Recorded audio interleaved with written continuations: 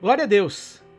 Sejam todos bem-vindos mais uma vez e nós vamos meditar agora na palavra de Deus. Nós estamos nesse tempo meditando nas parábolas de Jesus, na série que nós denominamos Um Passo de Cada Vez, aprendendo com as parábolas de Jesus. E hoje nós vamos finalizar o conjunto de 3 parábolas que está em Lucas capítulo 11, já vimos sobre a ovelha perdida, já vimos sobre a dracma perdida, já vimos sobre o filho pródigo, e tem mais um personagem nessa parábola que nós vamos nos debruçar nesse momento, que é o irmão do filho pródigo. Então, na parábola de ontem, na parábola que nós lemos ontem, tinha um pai que tinha 2 filhos, e o mais novo pediu para o pai a parte da herança dele, tudo que era direito dele na herança do pai, porque ele queria tocar a vida dele do jeito que ele queria. E de uma forma muito errada, porque só tem direito a uma herança depois que alguém morre. Então, o que aquele filho estava dizendo era: pai, para mim você morreu. A única coisa que me interessa com você é a sua herança, são os bens que você tem e eu quero a minha parte. Então, é uma forma de assassinar aquele pai, assassinar não literalmente, mas assassinar na relação, naquela relação do filho. Ele diz assim: não quero nada com você, não quero comunhão, eu quero a minha parte, eu quero o que é meu direito e eu quero gastar do jeito que eu quiser. E a Bíblia diz que aquele pai então repartiu os bens entre os irmãos, e depois de haver repartido, aquele moço pegou o seu dinheiro, pegou a sua herança e foi para uma terra longínqua. E ele se afastou do seu pai e gastou com festas, gastou com bebidas, gastou com orgias, gastou dissolutamente tudo aquilo que ele tinha, até acabar o dinheiro. Dinheiro, uma hora acaba. Dinheiro, uma hora termina. E se a pessoa não trabalha uma herança que tem, não trabalha o dinheiro que tem, ele perde e ele vai passar necessidade. Por isso é que a Bíblia diz que nós somos mordomos do Senhor. O que significa isso? O que você tem não é seu. O que você tem pertence ao Senhor. Ah, mas fui eu que trabalhei. Ah, mas fui eu que ganhei o dinheiro. Eu faço o que eu quiser com o meu dinheiro. O que é meu é meu. Peraí. Teve um dia, pelo que me consta, que você disse para o Senhor: Senhor, a partir de hoje, a minha vida é tua. Senhor, a partir de hoje, o Senhor é o dono da minha vida, porque a palavra Senhor significa dono, proprietário, exclusivo. Então, se você abriu mão da sua vida para que a sua vida fosse governada e dirigida por Deus, então tudo que você tem é do Senhor. Na verdade, tudo que você tem foi Ele que te deu. Porque se você não tivesse o fôlego de vida, se você não tivesse saúde, se você não tivesse essa disposição, você não ia ter conseguido nada. Se você não tivesse a bênção do Senhor, se você não tivesse inteligência, você não tinha nada. Então não é o dinheiro que você tem, é o dinheiro que Deus te deu. Então aquilo que o Senhor coloca em suas mãos, os recursos que Deus coloca em suas mãos, peça sabedoria para Ele. Senhor, como o Senhor quer que eu administre esses recursos? Como o Senhor quer que eu gaste esses recursos? Peça para Deus, então, a bênção para que esses recursos estejam sendo abençoados pelo Senhor em tudo, em nome de Jesus.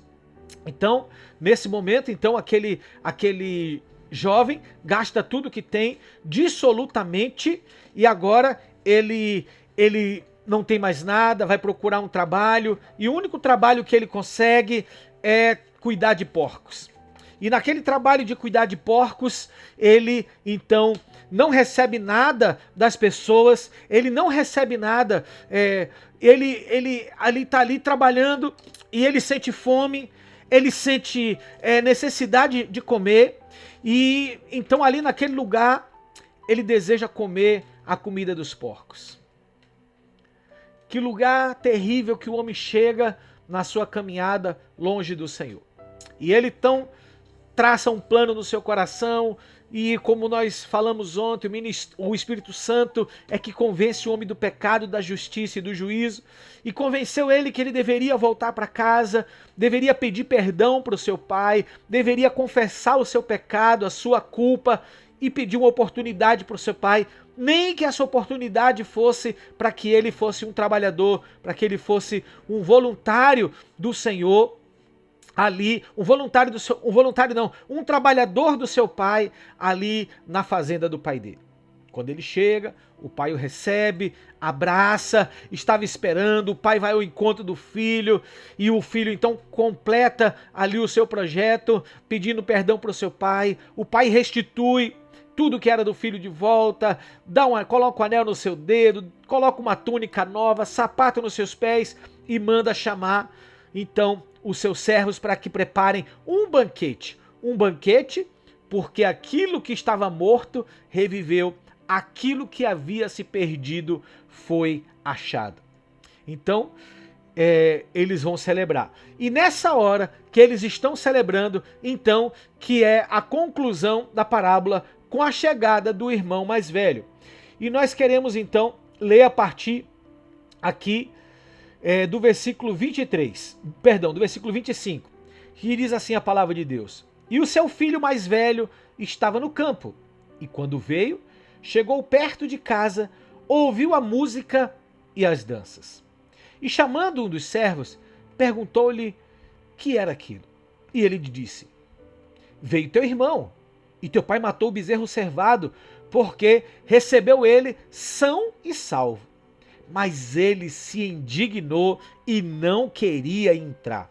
E saindo o pai, estava com ele, mas, respondendo ele, disse ao pai: eis que te sirvo há tanto tempo, meu pai, há tantos anos, sem nunca transgredir o teu mandamento. E nunca me deste um cabrito para alegrar-me comigo, os meus amigos. Vindo, porém, esse teu filho, que desperdiçou todos os teus bens com as meretrizes, mataste-lhe o bezerro cevado? E ele disse: filho, tu sempre estás comigo. Todas as minhas coisas são tuas. Mas era justo alegrarmos-nos e folgarmos, porque este teu irmão estava morto e reviveu, tinha se perdido e achou-se. E são muitas lições que a gente pode tirar aqui dessa parte desse irmão mais velho. Queridos, muitas vezes, nós que já estamos numa caminhada cristã, nós que já estamos, vou chamar, no meio evangélico, nós que fazemos parte de uma congregação, nós temos ali relacionamentos com pessoas e convivemos com irmãos, com irmãs, nós estamos sujeitos a ter um coração cauterizado por aquilo que nós conquistamos mediante a nossa obediência, mediante a nossa fidelidade, mediante o nosso comportamento. E eu vou dizer, tão perdido quanto estava o filho pródigo, o filho que gastou tudo dissolutamente, estava o irmão mais velho. Tão perdido quanto. Um perdido fora, outro perdido dentro. E aí a gente pode fazer um paralelo das duas primeiras parábolas. Uma ovelha se perdeu fora, a dracma perdida se perdeu dentro. Não é pelo fato de nós estarmos nesse local, que deveria ser um local de proteção, que deveria ser um local de cuidado, que deveria ser um local seguro, um local de grande comunhão, que nós estamos seguros se não nos atentarmos para o nosso posicionamento. Quando as pessoas chegam para Jesus, algumas vezes nós nos alegramos muito, principalmente são aquelas pessoas por quem nós oramos, por quem nós clamamos, choramos. E quando essas pessoas chegam para Jesus, nós então nos alegramos muito. Mas algumas vezes a gente vê algumas coisas erradas acontecendo no reino de Deus. A gente vê algumas pessoas errando conscientemente do seu erro, fazendo coisas conscientes daquilo que elas estão fazendo e não deveriam fazer. E dentro da gente, a gente cria bloqueios, a gente cria distâncias e a gente começa a julgar a ação dessas pessoas. E a gente começa, como é que pode? Conhece o Senhor, anda com o Senhor, e muitas vezes são líderes, infelizmente, muitas vezes são líderes, e a gente começa a apontar o dedo, começa a falar, e ali, caiu, não devia ter caído, enganou, mentiu, adulterou e roubou, e a gente começa então a criar bloqueios e falar assim, olha, eu nunca fiz isso, olha, eu tenho menos tempo do que ele, mas eu tenho mais temor ao Senhor. E a gente cria uma capa religiosa em cima de algumas pessoas. Queridos, ninguém, preste atenção, ninguém está sujeito a não cair. Perdão, ninguém está impossibilitado de cair. A Bíblia fala, aquele que está de pé, cuide para que não caia. Se nós temos que tomar cuidado para não cair, é porque nós estamos em uma corda bamba. Você acredita nisso? Quando você está andando na calçada, uma calçada lisinha, uma calçada reta, dificilmente você vai tropeçar e vai cair. Você está andando e você está num lugar seguro. Mas se você está numa calçada irregular, cheia de buracos, cheias de pedras, de pedregulhos, então nós temos que fazer o quê? Tomar cuidado. Porque se a gente não tomar cuidado, a gente vai tropeçar em um paralelepípedo, a gente vai tropeçar, a gente vai cair num buraco. Então a Bíblia fala, aquele que está de pé, tome cuidado para que não caia. A nossa caminhada não é em um lugar seguro, é em um lugar inseguro, é um lugar instável. Por isso nós temos que prestar muita atenção. E a Bíblia fala que para cair, basta estar de pé. Não sei se é a Bíblia que fala,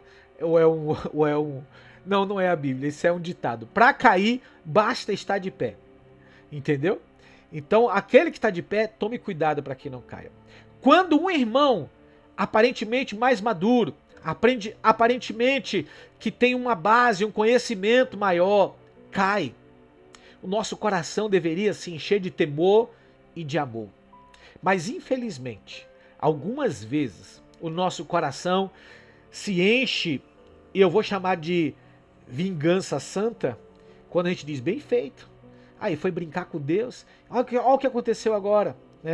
E aí, o que tradicionalmente as igrejas fazem, expulsam essas pessoas, excluem essas pessoas, afastam essas pessoas do convívio da igreja e abandonam essas pessoas. Este é o coração do irmão mais velho. Quando olha o irmão que voltou, ele não perguntou para o pai, em que condições ele voltou? Por que ele voltou? Ele não quis saber de nada. Ele já tinha um pré-julgamento feito no seu coração que aquela pessoa agora era indigna, que havia gastado a sua herança, que havia gastado a sua oportunidade e agora não tinha mais oportunidade nenhuma de poder estar ali. E é o que ele diz, vindo esse seu filho, que gastou todo o seu dinheiro com meretrizes, com prostitutas, agora você recebe ele e dá um bezerro cevado. E aí, queridos, é onde está o X da questão.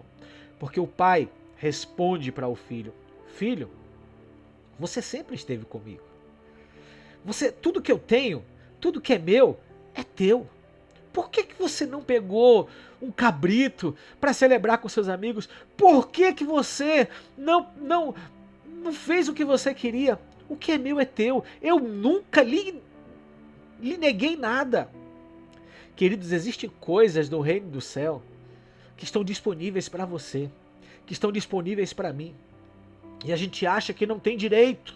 A gente acha que não pode participar dessa bênção. A gente acha que não pode participar daquilo que pertence a nós. A gente acha que não é hora ainda. Mas é a hora. Porque tudo que Jesus conquistou na cruz é direito nosso, é a nossa herança. Todas as promessas de Deus para nós é direito nosso, é nossa herança. E nós só temos que tomar posse das bênçãos. E, queridos, olha, o que menos importa são as bênçãos materiais, por incrível que pareça. O que menos importa é o tamanho da sua conta corrente, é se você tem casa própria, se você paga aluguel, é se você tem carro, se você anda de ônibus. O que menos importa é isso. O que mais importa é o que nós temos no Senhor. Porque essas coisas terrenas que a gente conquista com o nosso trabalho, com a bênção de Deus, a ferrugem consome, a ferrugem corrói e a traça consome, e o ladrão rouba. Mas as bênçãos que nós conquistamos no céu, no reino de Deus, a ferrugem não corrói, a traça não consome e o ladrão não rouba. E muitas vezes os nossos olhos estão apenas nas bênçãos materiais. E nós nos esquecemos que em Cristo Jesus nós somos ricos, porque tudo que Ele conquistou na cruz também é nosso direito. Tudo que Ele tem é nosso, porque nós somos irmãos, irmãos por adoção, nós temos direito. Então que o nosso coração, querido, seja transformado. Que o nosso coração primeiro seja cheio de amor, temor pelo Senhor e seja cheio de misericórdia. Porque a Bíblia fala que da mesma forma que nós medirmos, nós seremos medidos. Quais são as pessoas que te decepcionaram? Quais são as pessoas na igreja que te desapontaram? Quais são as pessoas que fizeram coisas que não deveriam fazer jamais, claro, que não deveriam ter sido um mau testemunho, claro, que foram pedra de tropeço para muitas pessoas, que você conhece e que você se afastou? E que você não se alegra, que você não celebra que ele está de volta no reino de Deus. Que muitas vezes você julga, será que voltou mesmo? Será que é só uma capa? Será que ele... Não importa. Nós não temos um olhar que consegue olhar o coração, mas Deus conhece. Deus conhece. E Ele dá graça ao humilde. O filho pródigo voltou humilde. O filho pródigo voltou quebrantado. O filho pródigo voltou disposto a se arrepender. E queridos, muitas vezes essas pessoas... Eu não estou falando para você ter uma experiência negativa assim, mas muitas vezes pessoas que foram lá fora no mundo, que esbanjaram a herança do Senhor com pecados, com coisas erradas, e voltam para a casa do Senhor, se tornam muito mais fiéis, se tornam muito mais produtivos do que aquele irmão mais velho que está lá o tempo todo na casa do Senhor. E eu vou usar aqui um termo, talvez você fique até chocado com esse termo. Talvez você quis pecar, mas não teve coragem de pecar. Talvez você quis fazer coisa errada, mas não teve coragem de fazer coisa pecada. Talvez você está na igreja, mas o seu coração ficou lá no mundo. Nunca voltou para a igreja, nunca veio para o Senhor. Porque a sua mente está lá. Mas você é tão covarde que nem coragem de ir para o mundo você teve. Porque mais coragem é quando a pessoa assume o pecado dela, o erro dela, o engano dela. E quando ela volta inteira para o Senhor. Ela volta inteira para a presença do Senhor.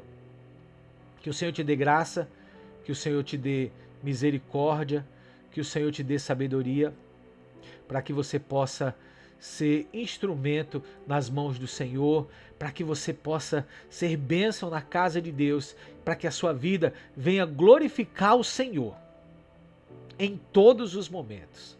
Queridos, existe uma festa.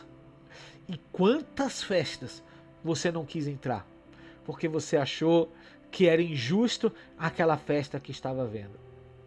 A festa que está havendo é porque um pecador se arrependeu. É porque um irmão que estava morto reviveu. Um irmão que estava perdido foi reencontrado. Aprenda a celebrar. Infelizmente, ou talvez Deus deixou isso como um grande ponto de interrogação. Nós não temos o final dessa parábola. Essa parábola não tem fim. A gente não sabe o que aconteceu com esse irmão mais velho. Talvez é porque seja para você escrever o final dessa parábola. Talvez seja para você escrever o final da sua caminhada. Você vai ter um coração transformado, um coração amoroso, um coração misericordioso, um coração que se alegra com a alegria do Pai. Ou você vai querer viver uma vida religiosa? Que Deus tenha misericórdia de nós. Que Deus tenha misericórdia das nossas vidas. E que o Espírito Santo tenha liberdade para quebrar qualquer coração religioso aqui e converter esse coração sensível ao sentimento do Pai. Amar o que o Pai ama. Desejar o que o Pai deseja. Se alegrar com o que o Pai se alegra. Deus te abençoe em nome de Jesus. Amém.